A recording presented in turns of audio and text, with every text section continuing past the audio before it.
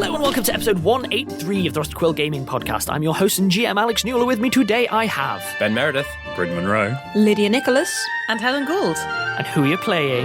Zolf Smith, Hamid Salah Haroon Al Tahan, Cell Sipe Adam, And Azu. Guys, I'm looking at I've got my multi-screen, I've got my stat blocks here. God.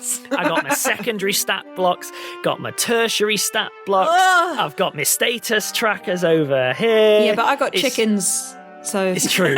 It's true. You are delegating out. How much of your calculations and maths for this game are being delegated to the chickens? I genuinely am keeping an eye through the window over the rug that is suspended on a clothes horse to absorb sound in case the cat from next door looks too hungrily at them. Well, then what we'll do is we'll leave a soft edit note of if at any point Lydia goes "Oi!" and runs off, we might leave the "Oi" and then just hard cut back into the episode once it's done. I am genuinely nervous because this will be like the longest time that they've been in the run and no one can get out and check that they're okay. Well, you have permission to flee to chickens.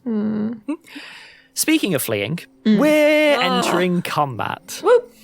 So, been a while for everyone. We've already got our initiative order set up. I'm going to run through it for everyone so that you all have an update.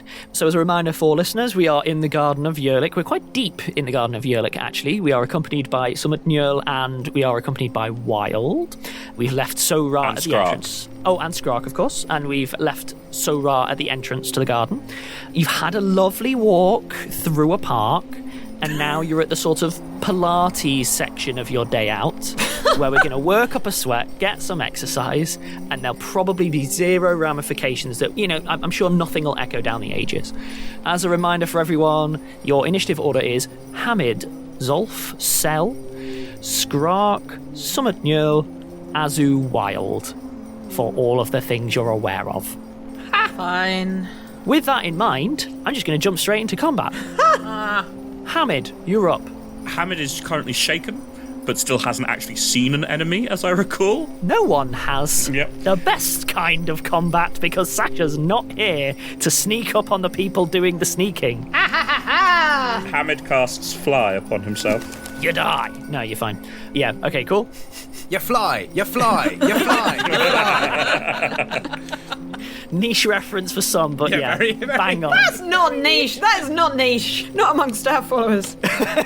So, yeah, that's fine. Cast, no problem.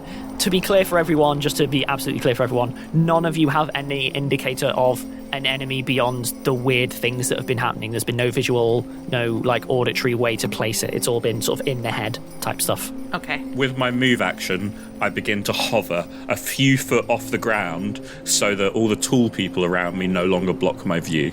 Do you hover more than 5 feet off the ground? Probably 5 feet, given I have to do Okay. it in increments of 5 feet for rules reasons. Okay, good. Just checking. Oh man, now my theatre of the mind needs to be in 3 dimensions. It's easier than tracking it on a grid. Also, all combat is going to be temporally focused, so I need at least 5. Oh! Okay, yeah, that's fine. Anything else that you want to do on your turn? I realise it's... Because of initiative, I've basically gone, you know something's happening, but you don't know what. Ha-ha!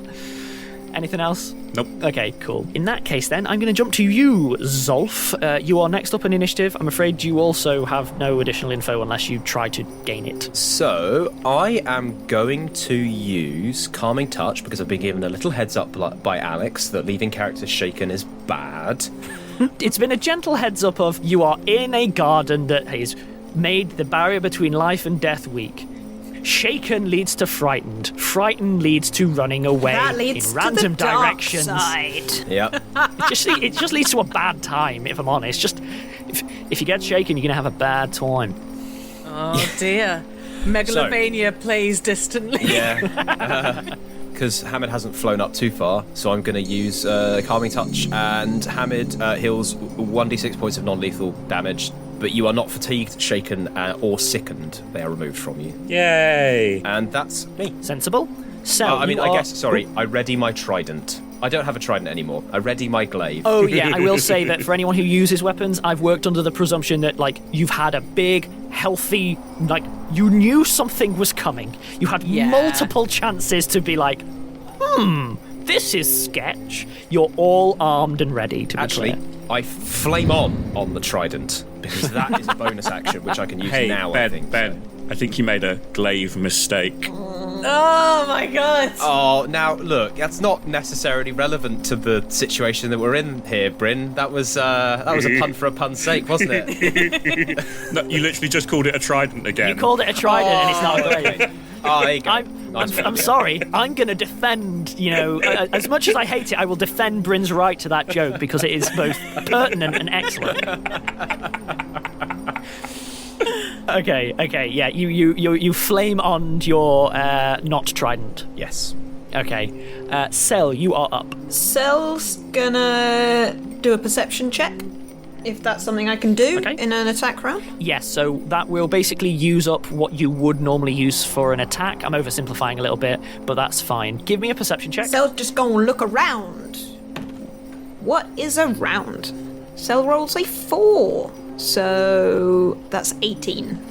Remember, Cell has scent, so if there's any of the weird, memory scents around, they've got, I suppose, bonuses on that. You take the time while everyone else is sort of doing other stuff to have a little look around right at the edge of your vision. And bearing in mind, this isn't on the horizon because you're, amongst dead trees and blah, blah, blah, blah, blah. But far off, I would say you were walking sort of due the, let's call it the Blight. Yep. So at the edge of your vision towards the Blight, you think you see one or two non-moving, silver things behind a bunch of branches. Could be people stood, it could be a stationary simulacrum. It could just be a statue or whatever, but it could be a person who's not Bertie. moving. I don't know. It could be Bertie, but Oh god. all I'm saying is explicitly silver. Okay, so not Bertie. And explicitly they are not moving. You can make an educated guess that I know they weren't there before, maybe. No, Yeah. you're not sure on that one, but you can make an educated guess that there's at least two. There's two silvery things over there. Is that should those be there?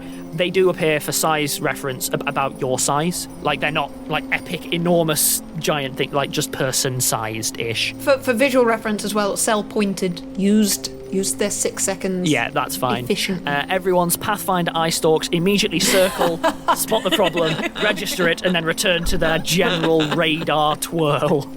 At which point, then, I am saying that you are all basically bunched together. You haven't been told to spread out. You're all within range of one another's auras and effects. Yeah. It's a sensible place to be. So as a result, I'm basically playing to that until someone tells me they're moving away from there. Okay? With that in mind, all of you suddenly get a sort of growing sense of unease immediately overhead. To be clear, this is not a fear effect I'm going to require a will save for or anything like that, but this is perception on a level beyond the basic primary senses. You just know that there is something really, really bad immediately on top of you all, immediately overhead. We're all at least a little bit magic. Yeah, That's true. basically, yeah, this. I am just going to rule that you all look up because it's not going to kill you, so I think it's fair. And looking up, you effectively see... Oh, who would this trigger for? Oh no. Azu and Hamid. Oh no. It feels... Big hat, big hat, big hat, big It hat. feels vaguely reminiscent of the hounds that were bouncing around in Rome. No, they were awful. The air itself starts to ripple as if it was water, and you start seeing images behind that ripple. You can't make out what they are, but it's okay because they're coming through the portal for you. Specifically, Puppy! a mass of large tentacles just plunge out from the portal immediately upon the party. Alex, I don't like this. That was an escalation. They are immediately followed by a enormous maw that pops out from the portal. It's okay, it isn't followed by the rest of the creature because the maw itself is on the end of a large extended stalk. When we say more, are we talking gnashing wolf jaws, a squid beak, some sort of rotatey, that shark from James and the Giant Peach dealy?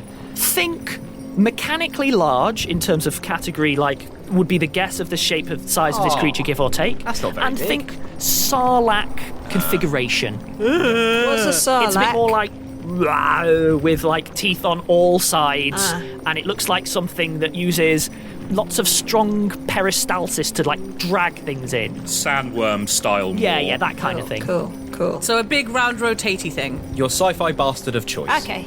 Exactly, yes. And it's got tentacles too. Everyone loves tentacles. So yeah, it is a mass of tentacles. You can't discern the form beyond the shape of this portal. In terms of the portal itself, it appears 10 feet by 10 feet, mechanically speaking. Like, this is a portal for a large thing. Let's leave it at that. A big number of tentacles. This isn't like one per person, like lots with a big old mouth amongst it. That's a terrible noise. That feeling of sort of dread is almost like dropping out of it, like someone was pouring a bucket of water on you.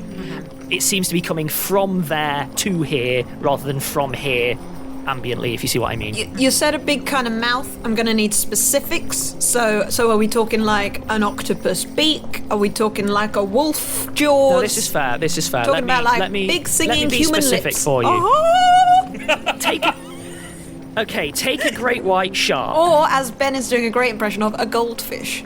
Okay, take a great white shark, okay? Okay. And then roll it out like dough so you've got a good shark sausage going on. Cool. Gotcha. With all of the teeth on the inside pointing inwards. Got it, yep, But yep. still in those rows. Nice. Now half your shark sausage, Okay, yep. and put that on the end of a stalk. That's the Okay, mouth. cool. Why did we get a recipe? Why Yeah. did we get a recipe? You asked for Cool 5-minute specifics. crafts. It's a good, useful way to break it down into a parsable It's not just structure. like It's a long shark. sandworm mouth. I mean, yeah, if you want to be generic. It's the robot shark from the James and the Giant Peach film. That was the most terrifying. relevant and up-to-date reference. but in a really meaty way. Okay. Okay. Oh, Oh, thank actually, you for interesting. specifying that it's meaty. Wonderful. There is an odd sheen to it as well, almost metallic. It seems to have the colouring of like rainbows on slick a little bit, but in a metallic sense over Rainbows on slick tentacles and skin stuff. and tentacles coming out the sky. Yep, sorry. I have knowledge planes. Yes, you do. Is it a Boeing 747? Oh, it's a new airline. It's very nice. Okay. Yes, you do. None of you are patient. You need to learn patience. Just because things are coming to kill you doesn't mean we have to rush. Gosh. Just Does anyone excited. else have any relevant knowledges? Cell knows everything. I mean, Arcana, but I Arcana? think planes is the appropriate one. Arcana would not apply in this Yeah, one. That's what I Would figured. religion apply? I would allow knowledge religion, but you'll have to roll higher. Nature. Okay. I also have knowledge nobility. Is it a member of the British royal family? You'd have to roll to find out. Lydia. Yep. For your knowledge nature, you know it's not natural. You just get that for free. Cool. Yeah, can I get a knowledge planes from Zolf, and can I get a knowledge religion from Azu? But you got to roll real high on that one, if I'm honest. That's an 18 on knowledge planes. Okay. I got a 21 on religion. Okay. Knowledge religion. I mean, it doesn't look like it's a demon, but it looks like it could be a really good contender. For knowledge planes, you think that whatever this thing, you can't place what it is, there's not enough info. Yep. You think whatever this thing is probably poking itself in from the ethereal plane. The ethereal plane should not be giving off that kind of a dread vibe normally. I can't give you more with that roll. Basically, you think ethereal plane and you think something's actively wrong on the level of the ethereal plane. Oh no, what if Mr. Ceiling went up there? Oh, he actually apotheosist. Yeah. The Apotheosed? apotheosis is upon us. Now, I have to keep this combat moving. Interestingly enough, the creature doesn't attack because apparently it takes a significant amount of time for all of those tentacles and fear to fall out. So weirdly enough, it actually moves on to Skrark. I'm just kind of hoping at some point I have to fly a nuke back through the portal. Yeah. Personally, See, this is the kind of thing I'd be okay with. I mean, temptation to use plane shift rising. Oh, Ben, you do you, mate. You do you. All right, I will. God. I'm going to plane shift us all to the ethereal plane. Good luck with your campaign, Alex. We'll see you later. Some at Neil has just left there like, well, they were not useful. We're not getting any combat done, but could you imagine? I cast planar shift. Cool, right. I'm going to continue with the rest of the party. We finished the session. Alex, you didn't return to me. Yeah, you're gone. Yeah. What? You're gone, mate. Oh, no, you misunderstand. I will take the party through with me. I can do up to like 10 people, I think. Yeah, you can. So I am going to reiterate for both listeners' benefit and for Bryn's benefit. For the sake of me keeping tabs on things, when we enter combat situations, unless I explicitly say otherwise, Skrark defaults to Bryn's control under the leadership feat. As long as Bryn isn't doing something that I think Skrark would actively never do, I'm fine with that, but occasionally I might take over if there's an element that I think is relevant that Bryn, can't know, like Skrark sees something that Bryn couldn't know about for the game or whatever. Sure. Were we told to avoid the trees at any point last session? This is an out-of-character question because it's been 2 weeks for us. You were told once you entered the Blight, Yeah. 2 things. 1, don't try to learn any lessons here. You're going to hear horrible things, and this isn't I wonder what that was cluing it. Don't try to learn lessons here, and if stuff comes for you, it doesn't matter what it is, hit back. Okay. Yeah.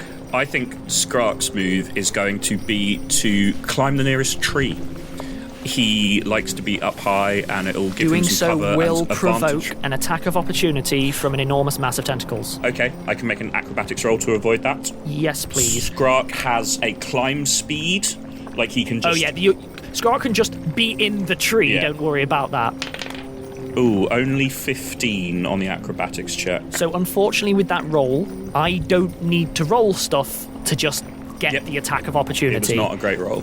So as a result, it's going to take the attack. This is where Skrark gets one-shotted. What's Skrark's AC? 22.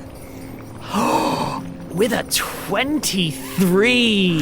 Oh, no! The mouth snaps out and immediately sinks into Skrark's shoulder. You're going to have to track the damage to Skrark. Yep. Interestingly, it doesn't seem to be doing too much damage, oddly enough. Only does 7 damage.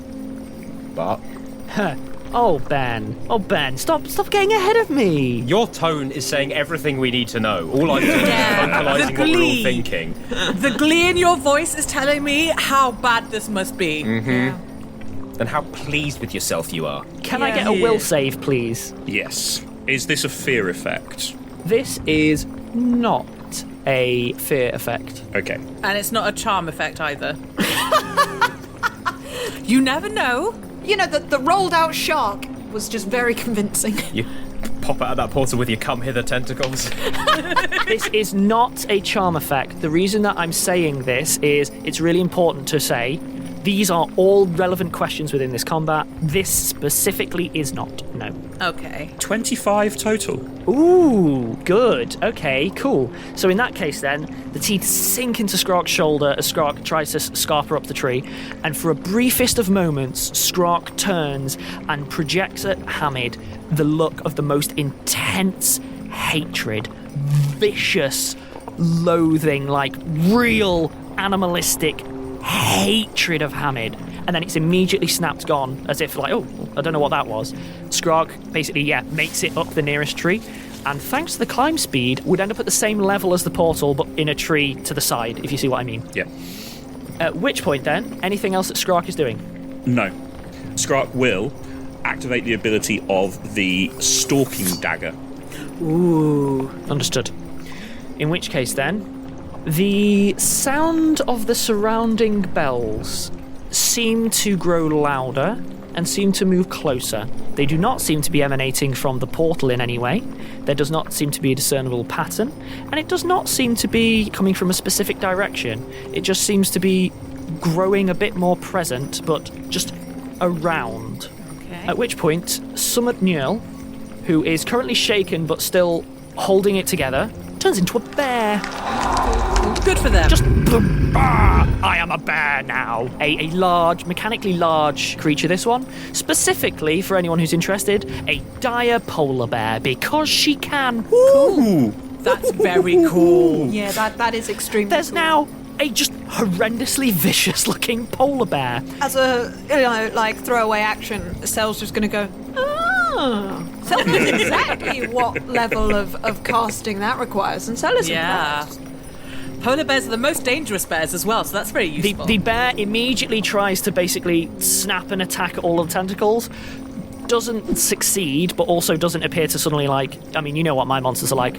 Doesn't appear to catch fire, doesn't suddenly turn into a frog or something, but doesn't make a successful attack. I'll leave it at that. Okay. At which point, Azu, you are up. Tentacles everywhere and a big toothy maw. A big shark sausage. Arr, arr, arr.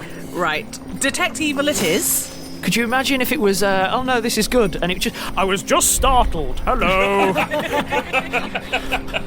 Like a lot has happened to Ed in the intervening time. I would say, Helen, this is also useful because if it is evil, you can then cast Smite Evil on I it. know. So it I gives was you just the- thinking yeah. that. This thing, you know what I'm like with my detect alignments things. Yeah, I like yeah. to do the spectrum thing.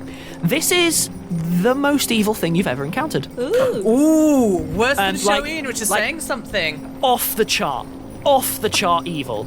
This is something that you can categorically state, thanks to this spell, given the power, this thing would willfully kill everything in existence just because it could. My evilometer is just exploding. If it wasn't mechanically rude, I would stun you for how evil this is, but it doesn't work like that. Detect magic, though, does, but not detect evil. Okay. Now that it is evil, Now that you've made it evil. now that I've confirmed it is evil, in terms of the communal then, I can only touch the people who are, like, next to me then. Yes, which would exclude... Technically, I'm going to say it only excludes Skrark currently, because you were that bunched together, it's fine. Okay, then I do it. I cast protection from evil, communal, on everyone around me apart from Skrark, 'cause I can't reach him. Okay, so you provoke an attack of opportunity, That's okay.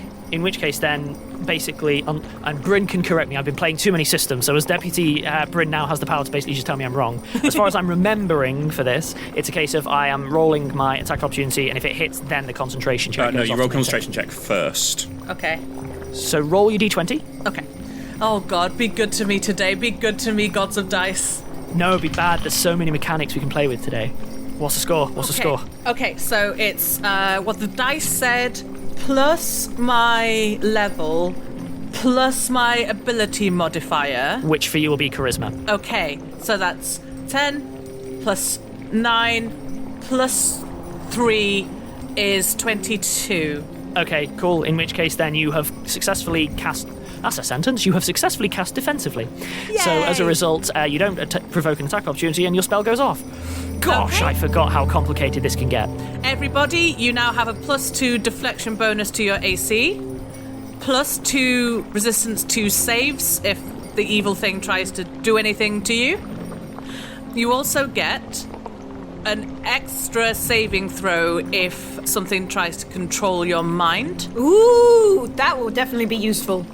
CF. What's it say specifically on that? It specifically says, the subject immediately receives another saving throw if one was allowed to begin with against any spells or effects that possess or exercise mental control over the creature, including enchantment charm effects and enchantment compulsion effects, such as charm person, command, and dominate person. This saving throw is made with a +2 morale bonus using the same DC as the original effect. There is another 5 lines. No, that's fine. You've given me more than enough. Great, fabulous. Gosh, I forgot how good you are at certain things. Good. Yes. One more thing.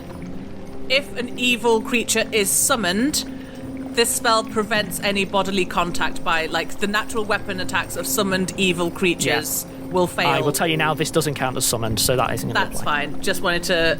And, like, you would know this doesn't count as a summoned already, so, yeah. That's okay. Okay. You got some good first stuff out. In which case, then, Wild will just sustain the Bardic Inspiration, and that's probably the highest benefit to cost that Wild can really do in this situation. God, imagine the soundscaping for this. It's like a hum and tentacles and a mouth. Oh, it's going to be a and mess. I'm bells. so sorry. Can you tell that I'm not the primary editor anymore? and then 1,000 children start singing, but they each have an indistinctly different voice. It's just hard to play. No, not quite. But what I will say is that seems a sensible point for a break, and we'll come back in on a new initiative round. Okay. And welcome back. So, top of the initiative, we have all the pieces in place. Hamid, you're up. Look, an enemy. Oh, an enemy. Hamid takes a 5-foot step backwards through the air, to avoid provoking attacks of opportunity with movement, but just wants to be slightly further away than most other people. When you say away, do you mean, okay, because this is a flat portal that's open directly above your head, are you talking 5 foot down or sideways? Well, sideways, effectively, yeah. 5 foot That's fine. back the way we came. Basically, on the X or Y axis is fine. Z I would advise against. This thing is not very far above us, is it? Oh, it is immediately on top of you. It is as close as it could get. I feel like Fireball would not be a good choice here. Boo! Boo, come on! I cast Scorching Ray. Is this thing in melee combat with Yes. people? Yes. Okay. This is a ranged touch attack. Yes. There are 2 rays produced. One is at a 23 to hit, and one is at an 18 to hit. 23 and an 18 Yeah. both hit. Good, good. I Listeners, hate Scorching Ray. Alex's face shows real pain. Good. 23 damage on the first one, and 23 damage on the second one. Oh, wow. Yeah, it goes rah. I'd love to give you the noise, but I feel like the human larynx isn't necessarily designed for the noise that it'll make. But yeah, I guess something closer more to like or something like that. But you know, work with what you got. You know. Sure. That's a fair chunk of damage. I'm okay with that. Yeah. Ow. I don't really have a response yet. Other things haven't gone off. Anything else that you'd like to do? That is my turn. Zolf, you are up. Yeah, so just based on my knowledge planes, I don't know if this will give me the answer, but is this creature alive? Like, is it living? Like, it's not a construct, it's not undead, is it Educated guess, it should be alive. It should be killable. grand? It'll be killable the same way a ghost is killable. No. And what I asked is this creature living? Okay. Yes, Cool. it is living, but it is That's fine. That's complicated all I need. living. All I needed Yes. was that.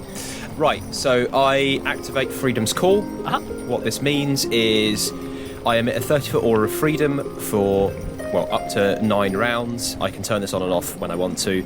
Allies within this aura are not affected by confused, grappled, frightened, panicked, paralysed, pinned, or shaken conditions. Of note, still get those conditions because this aura only suppresses the effects, it doesn't get rid of them. So if you become like Okay. frightened, as soon as you leave the aura, you are frightened and will do frightened things.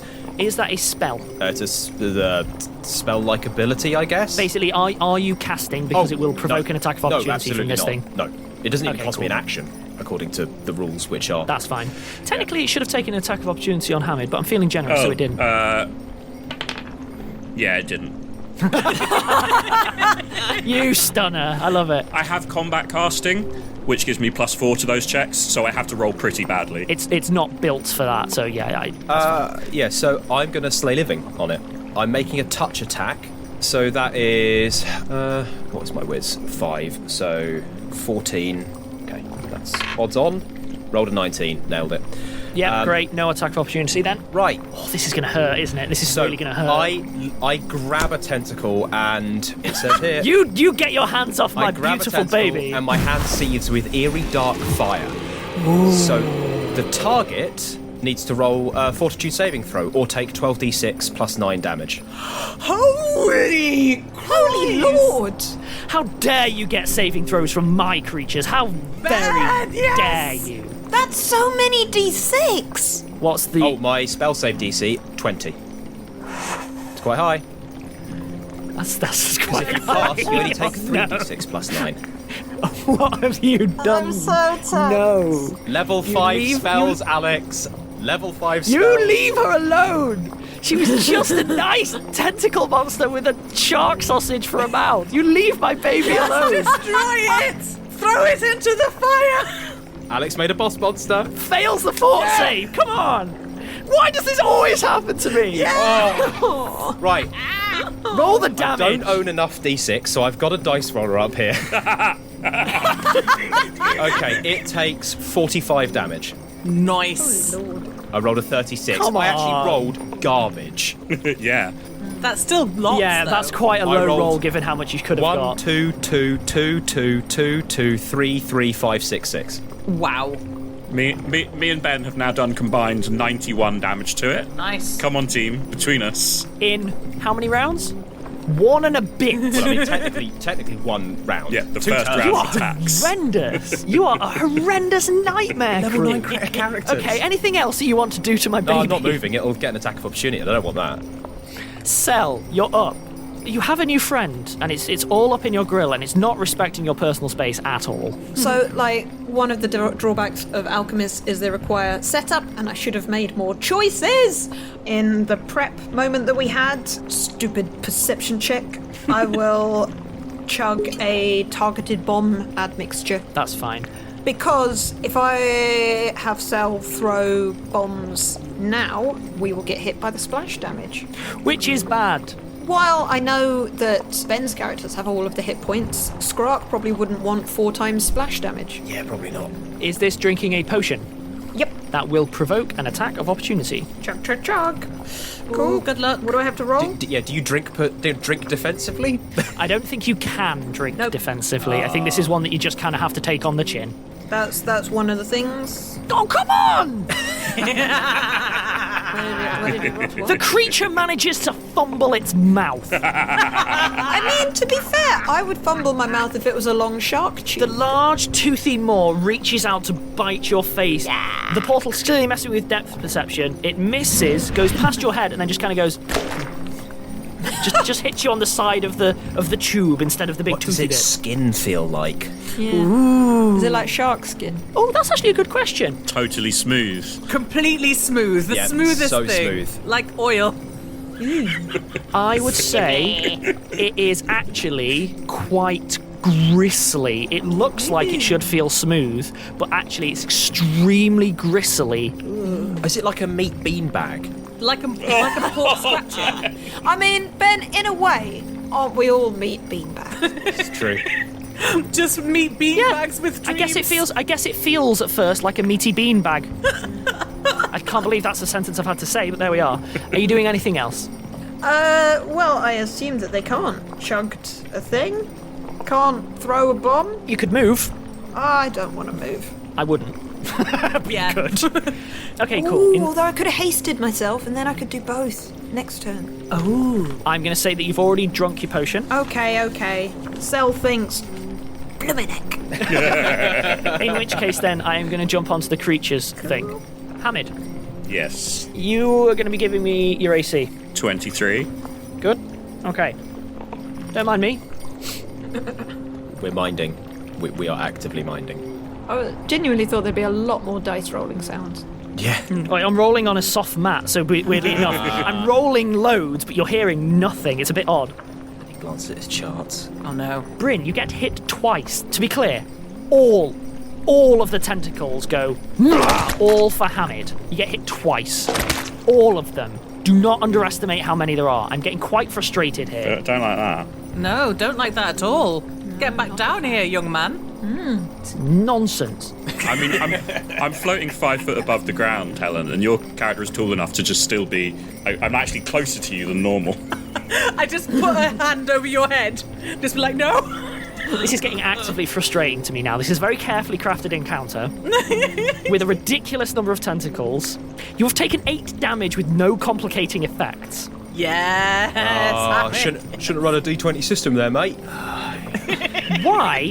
Why is it that you keep all getting imperiled by mooks, and every time I give you something shiny and nice, it's garbage? Hey, look, I could have rolled a lot better on my 12d6, so, you know, swings and roundabouts, all right? That won't go off now. Yeah, great, brilliant. Alex is really annoyed. Alex's damp fart of a turn ends. I tell you now, I rolled 3 times either a 1 or a 2 in a row. Nice. Nice. God's sake, Skrark, you're up. Put me out my misery. Just Skrark leaps after it, throws a nuke in its face. It's over! I put so much effort in. Oh, Alex, we believe in you. We have faith. If Skrark attacks one of the tentacles that is close to Azu, will it count as being threatened by Azu and therefore activate flanking? Yes. Oh, no, it wouldn't. Because it has to be a line drawn through the entire creature from one end to the other. It wouldn't. It can't. It physically can't because it's larger than Azu. Azu would have to move to trigger that. Skrark delays his turn in the initiative order until after Azu. Okay, yeah, I see what you're doing there. That makes sense. In which case, then, the sound of the bells move distinctly closer.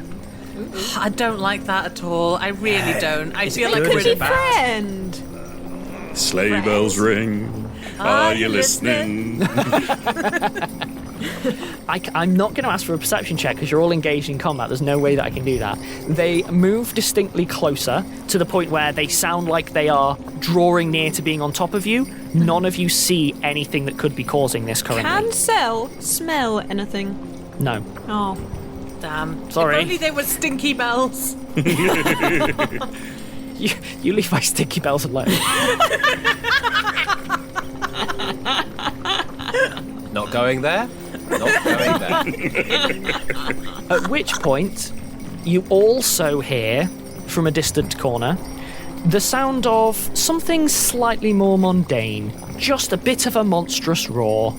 Oh, okay, that's fine. To be specific, this one is more of a...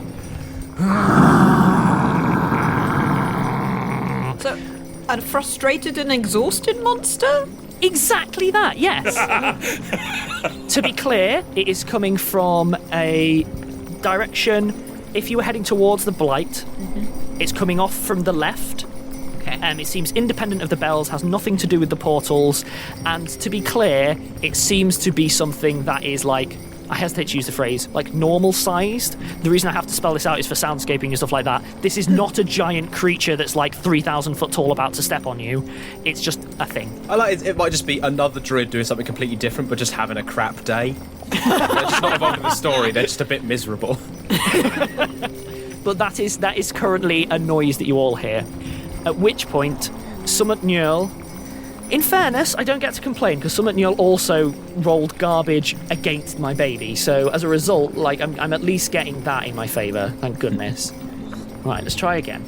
Another natural one. Okay, you're going in dice jail. The thing. That's when you know it's serious. Oh, okay, right. A hit. Fine. Good.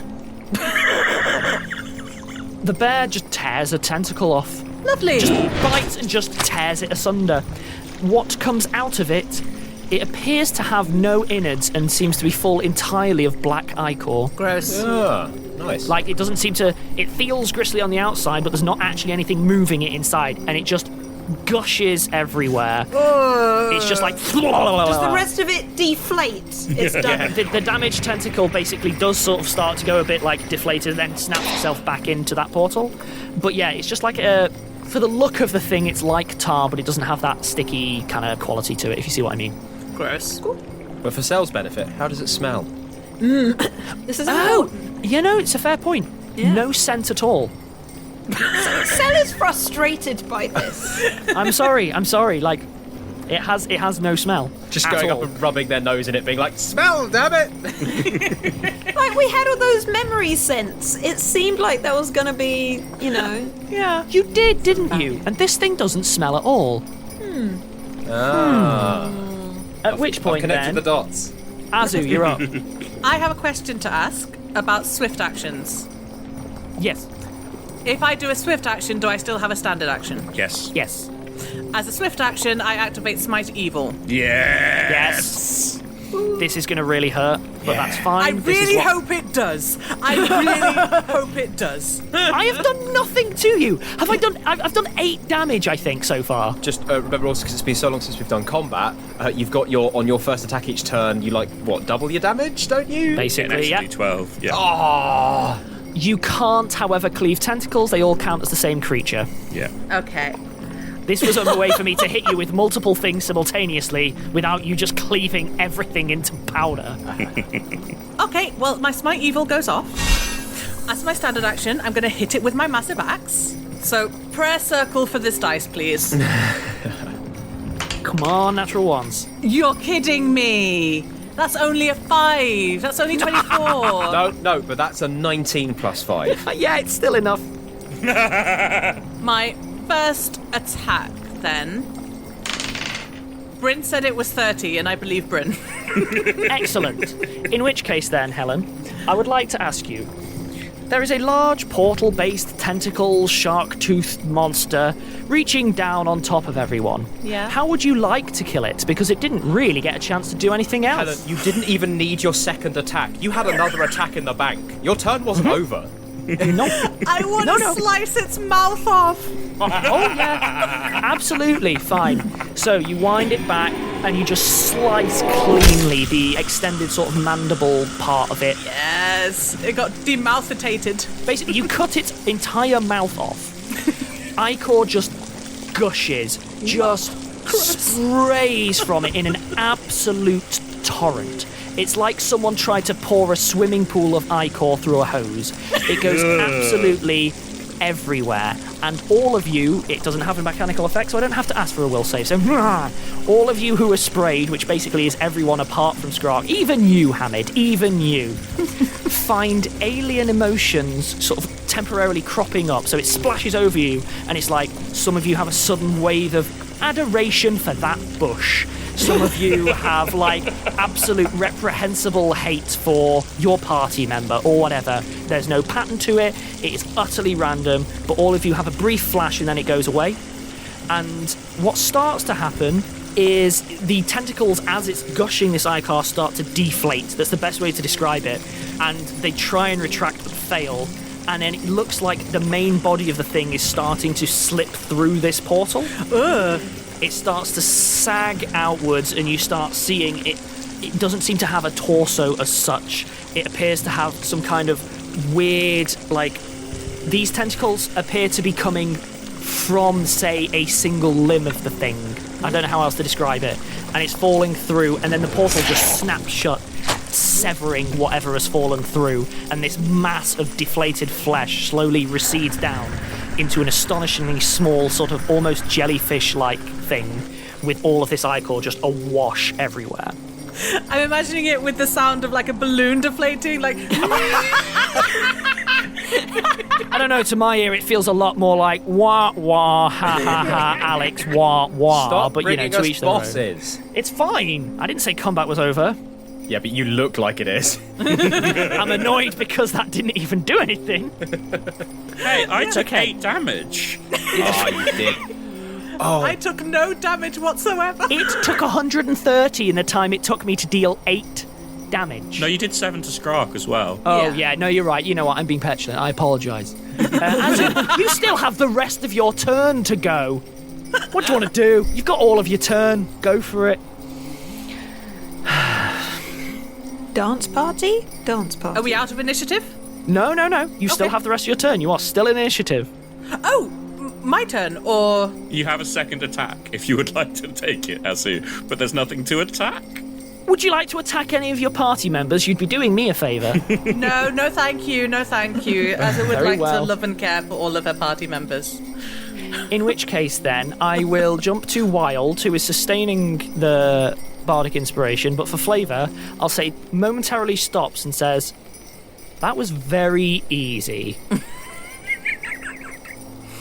At which point, you hear a sound that you didn't necessarily notice the last time, which is that slight tearing of the world coming apart. And I'm going to end the episode there. God, there's going to be another one. There's going to be I 4. hope so, because Cell just got prepped. Gosh darned alchemists! Neither Cell nor Skrark got to attack during that combat. Is this what you all felt like when Sasha was around, like running through things? And it's just like jump, jump, jump, da-da, and you're like, I've got my sword out. Now Cell's like, I've just got some admin to do.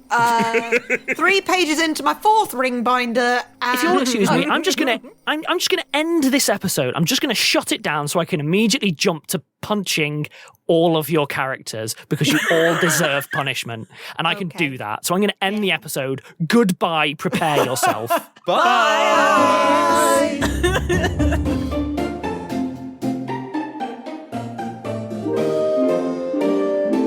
Rusty Quill Gaming is a podcast distributed by Rusty Quill and licensed under a Creative Commons Attribution Non-Commercial Share-alike 4.0 international license. Today's episode was directed by Alexander J. Newell and produced by Hannah Preisinger. To subscribe, buy merchandise, or join our Patreon, visit rustyquill.com. Rate and review us online, tweet us at The Rusty Quill, visit us on Facebook, or email us via mail@rustyquill.com. Join our community on the Discord or via Reddit at r/rustyquill. Thanks for listening.